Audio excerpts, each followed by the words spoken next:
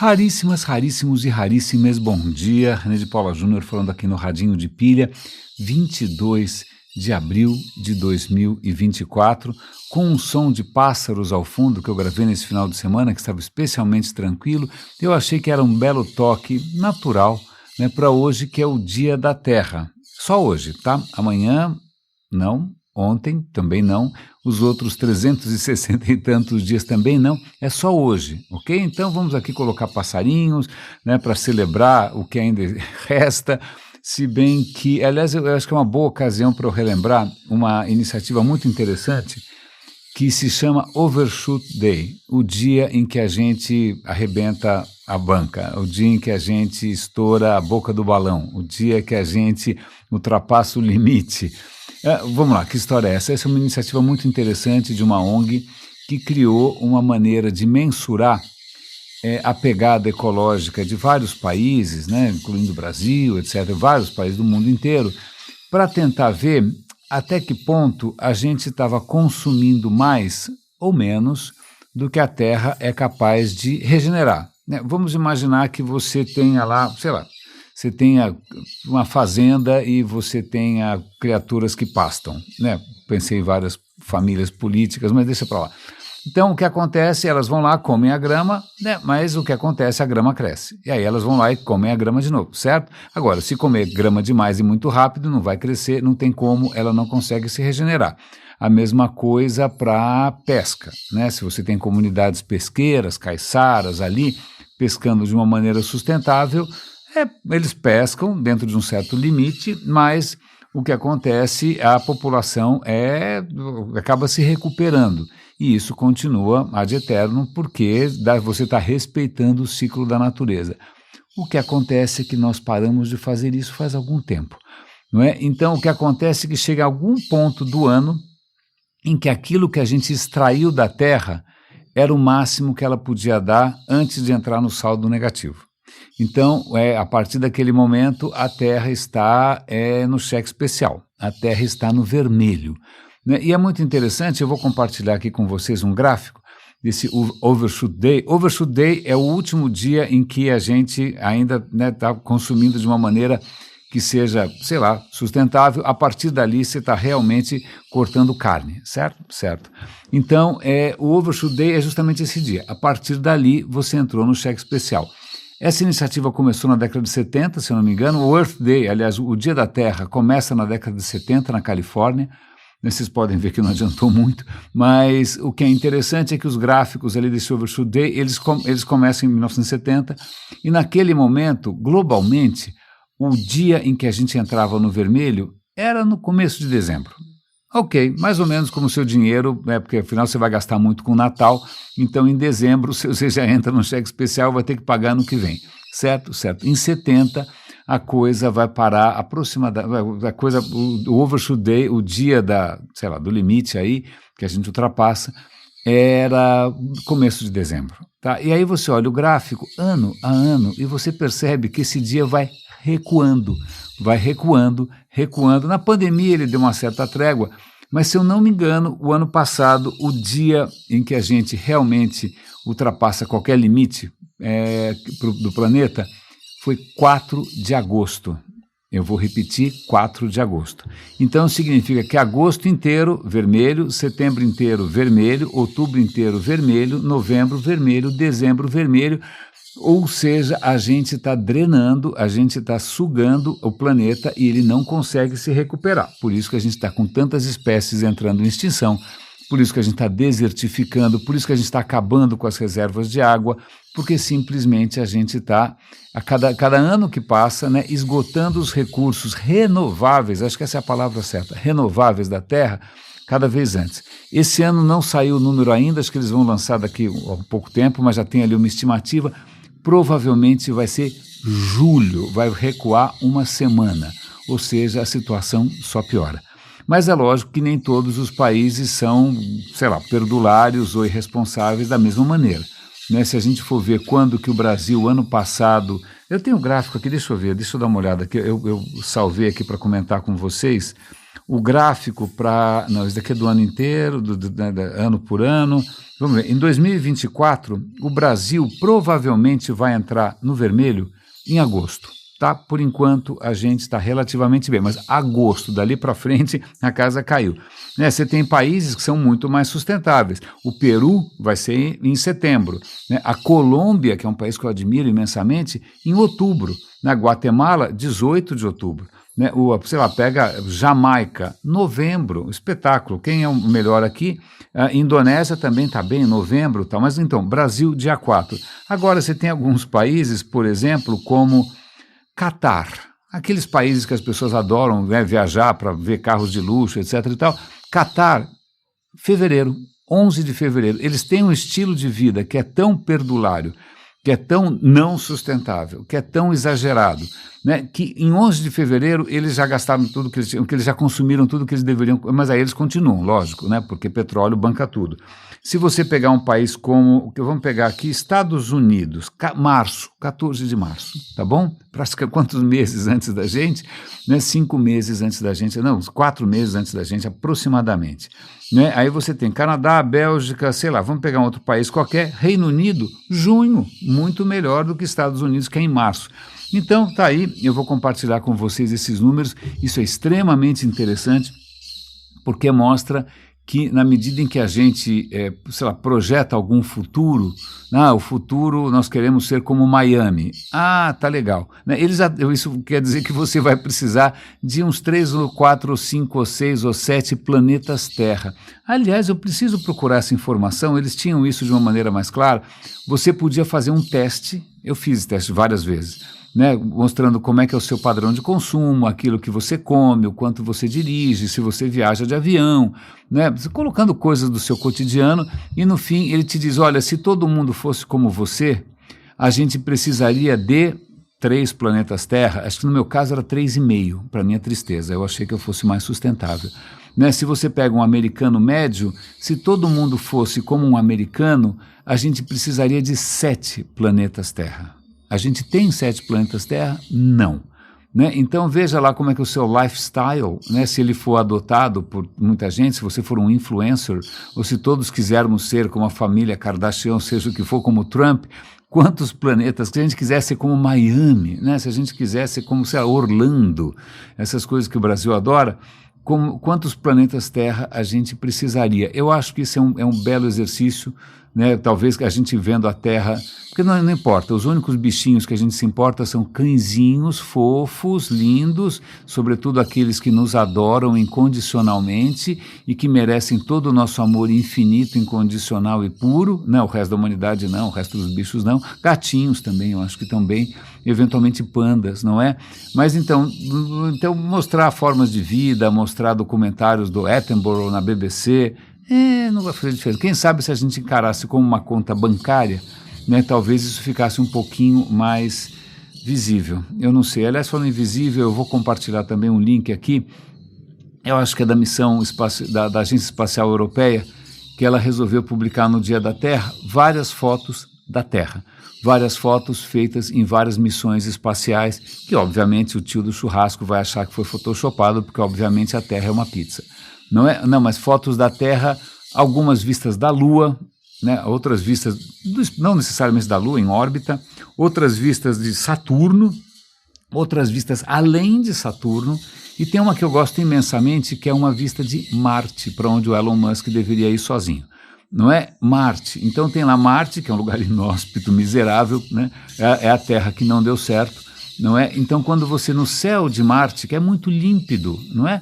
Você vê um pontinho branco, é a Terra. Né? Aí você dá um pouco de noção de escala.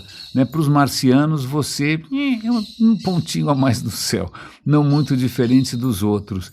Né? Então, eu acho que isso deveria... Mas, na verdade, eu não sei o que eu estou falando, porque nada disso tem funcionado. A Greta Thunberg não adiantou, ninguém adianta, os nossos números só aumentam, e eu, sinceramente, já não sei mais muito o que fazer.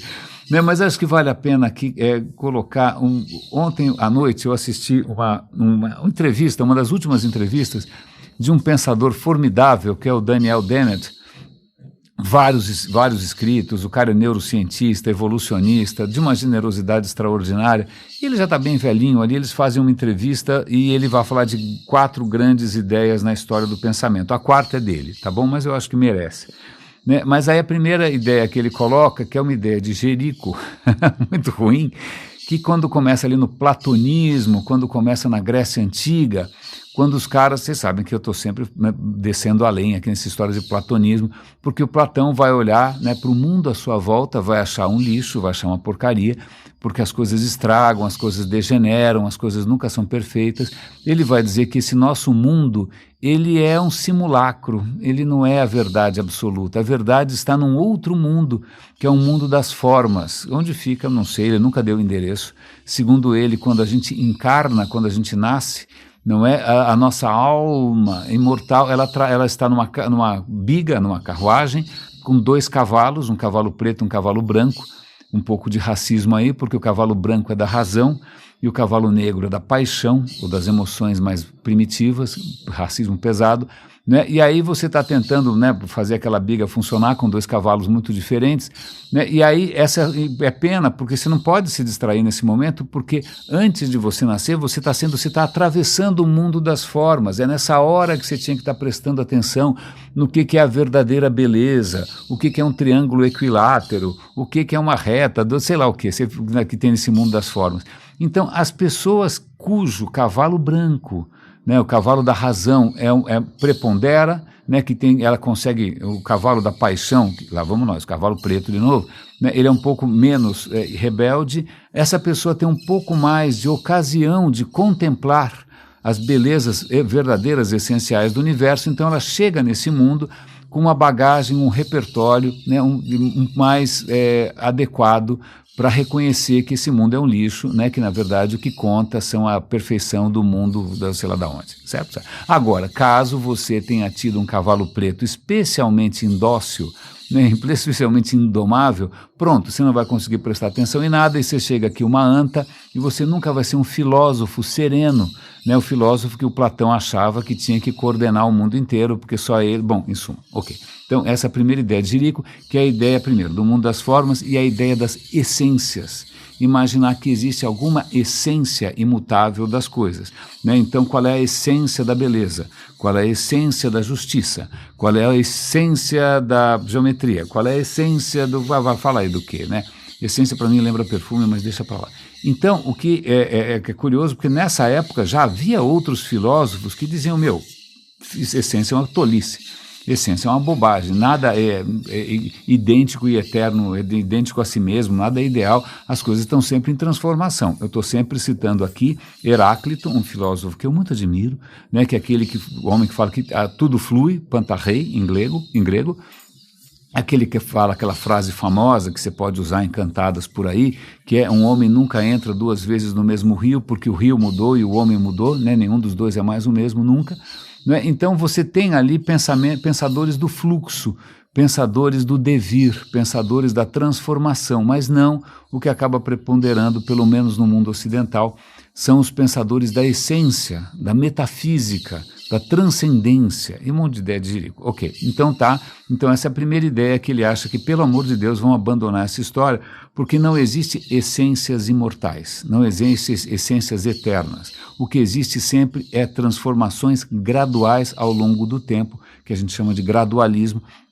E isso é uma descoberta que a gente tem que acender uma vela todo santo dia. Eu vou fazer aqui um culto a Darwin, né? A segunda grande ideia é a ideia da evolução, que é uma ideia singela, simples, mas monstruosamente poderosa, porque ela mostra que as coisas vão se diferenciando gradualmente num processo de mutações e seleção natural.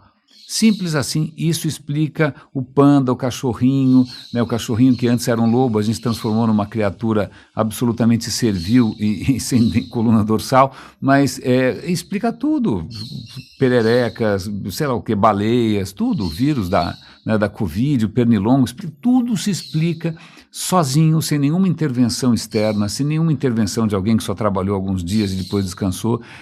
Não, a evolução é um pensamento absolutamente maravilhoso, mas que também não se restringe à questão da biologia, da vida na Terra.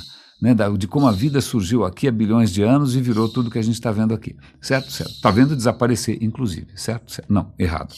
Mas aí ele vai chamar uma terceira ideia, que é uma ideia que vem do Richard Dawkins, que é um que está vivo ainda. O Richard Dawkins está vivo. Há 30 anos ele lançou um livro chamado Gênio Egoísta, onde o Richard Dawkins reconhece que criaturas como nós, humanos, que são criaturas que têm cultura, né, que você tem ideias, você tem palavras, você tem linguagem, você tem o campo da cultura, a cultura também evolui por um processo de seleção natural, que não é da seleção natural da biologia, porque é muito mais rápido, né? Não precisa esperar morrer, nascer, gravidez, não.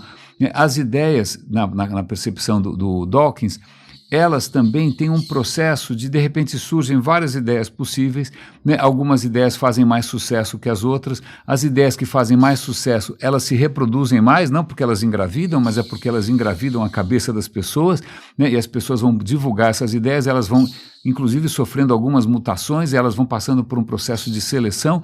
Então veja, até a cultura humana, que é um processo que, uau, né, em pouquíssimo tempo tirou a gente de uma situação bastante precária, não é, para uma situação em que a gente pode pôr o planeta inteiro em risco, não é mesmo? E continuar acreditando que a Terra é plana. A cultura também evolui sem parar por um processo de seleção natural, mutação, e aí a gente não está falando mais de genes, a gente não está falando mais de DNA. Ele cunha o nome meme que acabou virando aquela coisa que você fica compartilhando nos grupos do WhatsApp, né? Mas na verdade é muito parecido, né? Quando você cria um meme e ele faz sucesso, ele se espalha por tudo quanto é canto, né? Então esse meme da internet é um bom exemplo, mas na verdade tudo é meme. A linguagem, né, é um meme, grandes ideias são memes, religiões são memes.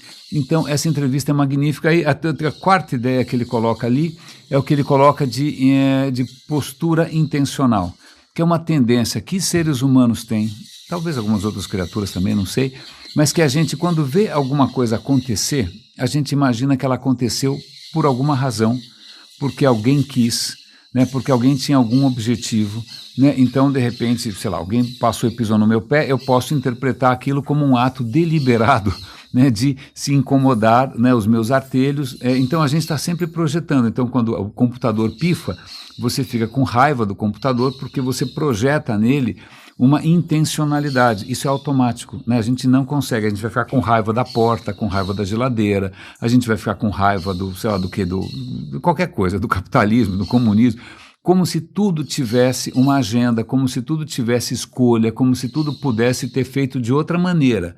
Então essa é uma característica humana muito difícil, por isso que a gente projeta também tantas coisas em cachorro, gato, sei lá o que, furão, peixe de aquário, não sei, né? E aí o que acontece é que isso é especialmente perigoso no momento em que a gente tem novas criaturas nesse mundo, que é a inteligência artificial, ou várias formas de inteligência artificial, em que a gente inevitavelmente vai projetar nelas uma intenção, a gente vai encará-las como se elas tivessem personalidade, desejo, né, como se elas tivessem uma agenda, só que não é bem assim, né? É uma tendência, é um perigo e a gente provavelmente vai ser muito manipulado por isso.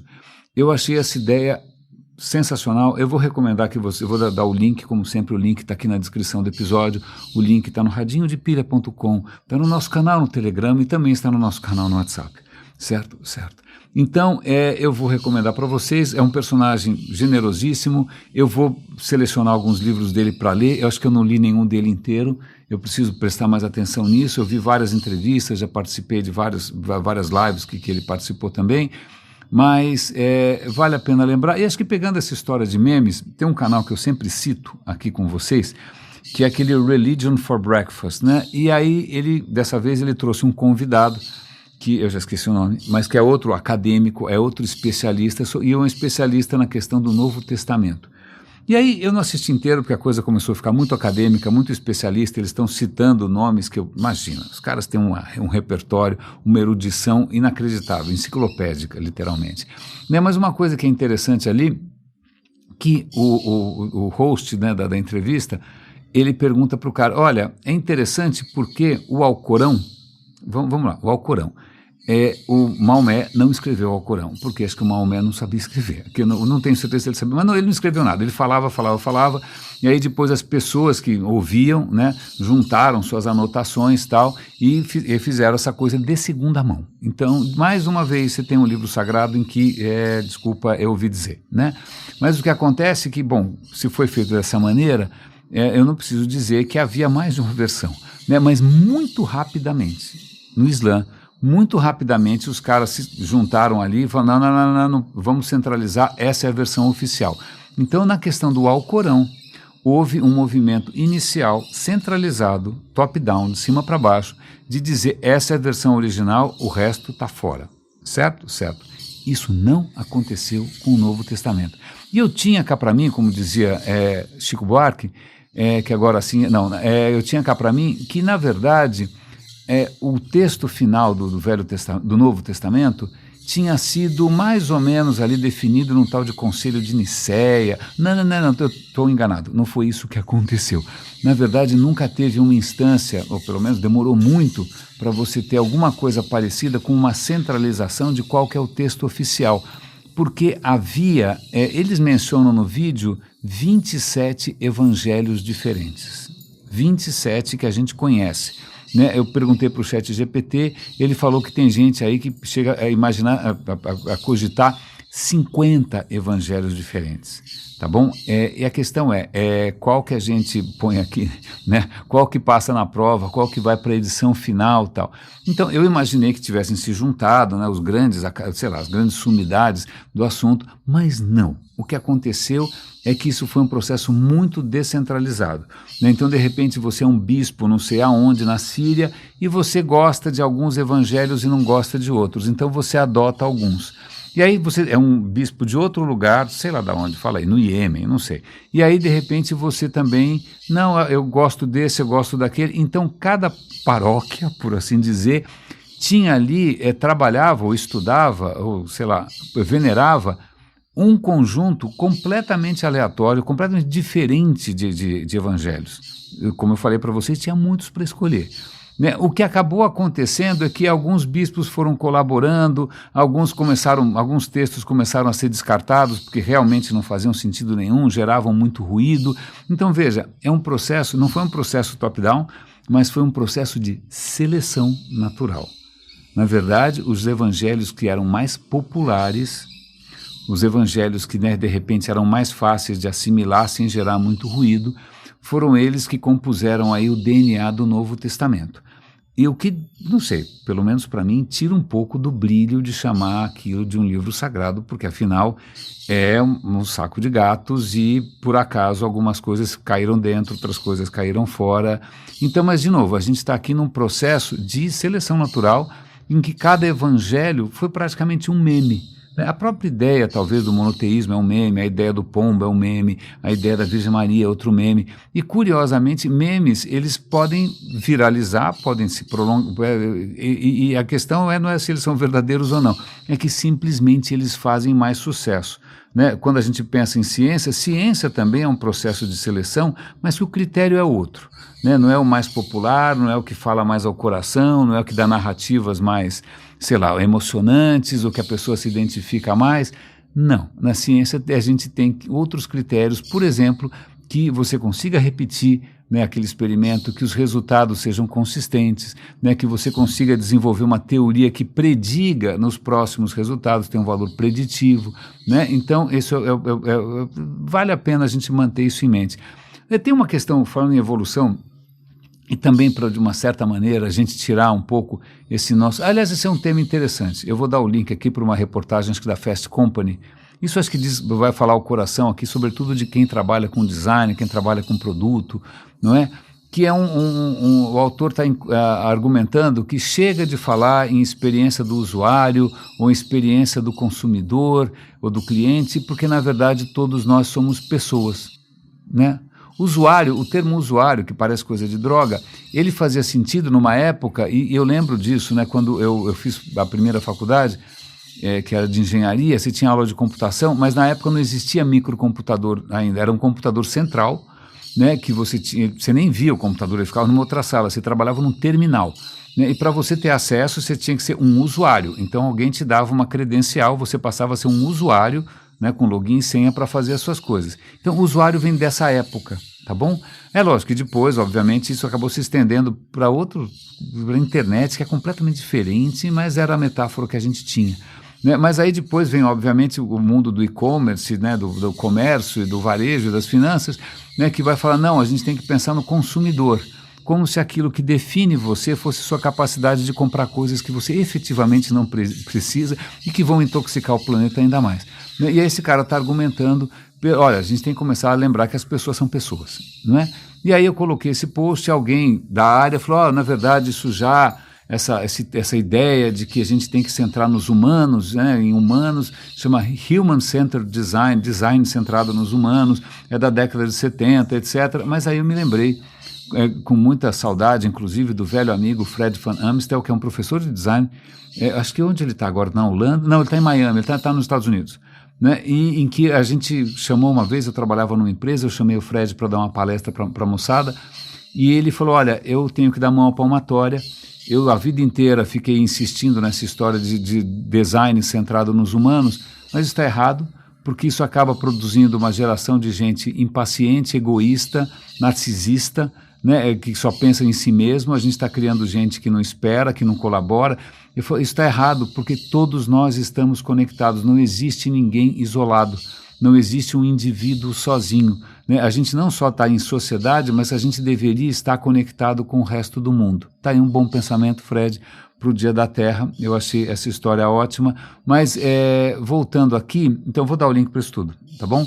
Mas acho que a história, uma das histórias que mais me emocionou aqui, a gente vai falar amanhã sobre a velocidade da luz, se o tempo para, se o tempo não para, isso deixa para lá, mas eu quero encerrar com uma coisa muito interessante. Golfinhos, uma criatura extraordinária. Não sei se você já chegou perto de um golfinho, você já tocou num golfinho. Cara, é uma criatura de uma potência, de uma força, né? Nossa, você bota a mão no cara, o cara é puro músculo, é uma coisa muito impressionante. Né? Você está dentro da água, o cara se aproxima de você, você fica feliz que ele seja uma criatura bem intencionada, porque você não teria a menor chance. Né? Uma narigada daquele cara, você já era. Mas é uma criatura realmente muito impressionante, mas agora a gente tem mais uma razão para admirar pelo seguinte, golfinhos são criaturas sociais, certo? Brincam, fazem festa, você já viu, certo? Mas o que eles estão começando a identificar é uma questão muito interessante e única até agora. Né? Isso era uma primazia humana, não é mais. O que acontece é que os golfinhos, eles têm nome, e quando eles querem fazer alguma coisa em conjunto, eles chamam os amigos pelo nome. Eles chamam os amigos pelo nome. Vou repetir, eles têm uma equipe, eles chamam a equipe pelo nome. Eles sabem o nome de cada um. E para que serve essa equipe? Para eventualmente, sei lá, caçar, para eventualmente ir atrás das fêmeas que estão no cio, eventualmente para proteger as fêmeas do grupo, do resto, mas ele chama os outros pelo nome. E o que eles estão percebendo é um padrão que um cara que eu também admiro imensamente, que é o Robin Dunbar, que também está vivo, né, é que ele já tinha percebido na espécie humana. Nós somos criaturas sociais, mas o nosso grau de envolvimento ele é em círculos concêntricos. Então, no caso dos humanos, o que ele coloca, aliás, eu acho que até achei, eu acho que aqui o ChatGPT pode nos ajudar. Eu vou dar o link, tá? Porque o ChatGPT resume bastante bem essa história, né? Quando ele fala sobre, cadê? Os círculos de amizade de Dunbar. O Dunbar diz o seguinte, aliás, vale a pena a gente sempre resgatar isso. Tá? O Dunbar percebeu que primatas vivem em grupo, certo? Os grupos são maiores ou menores conforme a espécie. E aí ele percebeu que, aparentemente, primatas de grupos maiores têm um cabeção maior, têm um cérebro maior. Aí ele começou a fazer uma correlação entre o tamanho do cérebro daquela espécie e o tamanho de grupo que ela vive. E que ele percebeu tinha uma correlação matemática clara. E aí ele falou, bom, tá, então se um primata com cérebro de meio quilo, de 1 quilo, eu sei de qual é o tamanho do grupo. Ele falou, bom, levando em conta o peso do cérebro humano, qual seria o grupo que a gente viveria? E olha que raciocínio, a partir do peso do cérebro, né, e eu estou aqui notando, espero que o passarinho ele consiga cobrir esse estranho ruído de fundo, eu estou com obra aqui perto de casa, mas pois bem, qual seria, partindo do peso do cérebro humano, né, qual seria um grupo, né, característico da espécie humana. Ele chegou no número de 150. E aí ele começou a analisar essa história e começou a perceber que, sim, na verdade, né, ao longo da história humana, esse número 150, que é conhecido como o número de Dunbar, é um número meio mágico. Ele percebeu que os grupos humanos, né, o que quer dizer um grupo humano? Aquele que você sabe o nome de todo mundo, você sabe a história de cada um, né, você sabe quem está com quem não está, etc. Né, você não vai fazer nenhum risco de pegar o parceiro alheio.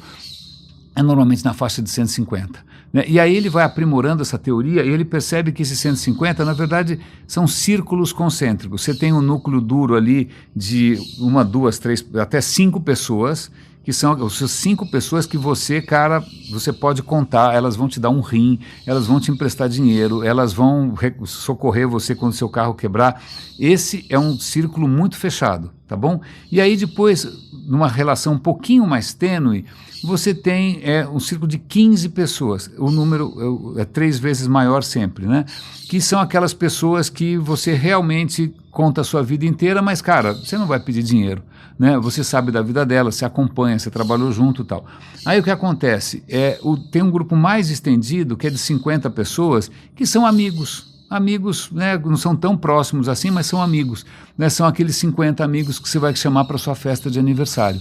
Tá bom? Você vai chamar para sua festa de aniversário, você tem contato com eles de tempos em tempos, você não perde contato e tal. E aí chega no limite, mais ou menos, que é o que é chamado do número do clã, que é de 150 pessoas, que são aquelas pessoas que você encontra no aeroporto, cumprimenta, pergunta da mulher, né? Mas você sabe mais ou menos, você encontra por acaso, mas a relação você ainda tem. Passou disso, cara, aí já é uma comunidade de 500 pessoas. Você sabe mais ou menos, mas não sabe detalhes, você não sabe nome e sobrenome e tal. E aí cresce para uma tribo que é 1.500 pessoas, mas aí são outros tipos de laço. Você reconhece de vez em quando, mas você não sabe muito bem. Então, essa divisão em círculos, você pode pensar na sua vida, né? Quem são até 5 pessoas mais próximas, depois provavelmente 15, depois provavelmente 50, depois provavelmente 150. Passou disso, cara. Você cumprimenta no aeroporto e olha lá, tal. Isso foi comprovado inúmeras vezes, e eu vou dar um link para um livro dele, que eu comentei no Leia Vale a Pena, que é um projeto meu que eu gosto muito. No Leia Vale a Pena eu recomendei um livro dele chamado Amigos, né, em que ele mostra que se você analisar conversas telefônicas, se você analisar dados anonimizados de pessoas se deslocando, cartas, e-mails, você vai perceber que isso é muito claro, o padrão é esse. Agora vamos voltar para os golfinhos. O que os cientistas perceberam é que os golfinhos também têm círculos de amizade. Né, você tem um círculo muito fechadinho de 2, 3 golfinhos ali, que pode até mudar, de repente é o parceiro, é um amigo, mas quando você tem esse grupo de 15, mais ou menos 15, é isso que o cérebro de um golfinho consegue dar conta, que são os amigos, né, que ele reconhece pelo nome, e isso é mais ou menos constante ao longo da vida. Vale lembrar que um golfinho vive décadas. Então veja, a primazia não é nossa, golfinhos também têm nome, golfinhos também colaboram, golfinhos também têm amigos. Eu não sei se o golfinho ia querer usar aquele óculos da Apple, né, e se deixar todo mundo de fora, provavelmente não, só a gente que é burro o suficiente para isso. Né, vou dar um link aqui, antes que você peça de Natal 1, né, tem um link aqui para uma reportagem de uma jornalista americana, casada tal, e aí chegou na casa dela para ela testar o óculos da Apple, o namorado pegou, o marido, sei lá, parceiro, ou a parceira também, não sei, né, pegou o óculos e se encantou tanto que não queria passar para ela. Eu sei que a relação acabou azedando porque o cara vivia dentro de um mundo de fantasia, né, então a gente, veja só que interessante, né, nós somos uma espécie que usa todo esse conhecimento, esses memes, para a gente absolutamente esquecer a nossa verdadeira natureza social e, como diria Fred Van Amstel, né, que deveríamos nos sentir conectados com tudo aquilo que nos cerca. Raríssimas, raríssimos e raríssimas, obrigado aos 14, está caindo um pouco o número dos super raríssimos, tudo bem, faz parte, né, que apoiam aqui o Radinho financeiramente, muito obrigado pelas dicas, pelas conversas em paralelo, cuidem-se por favor, um grande abraço e até amanhã.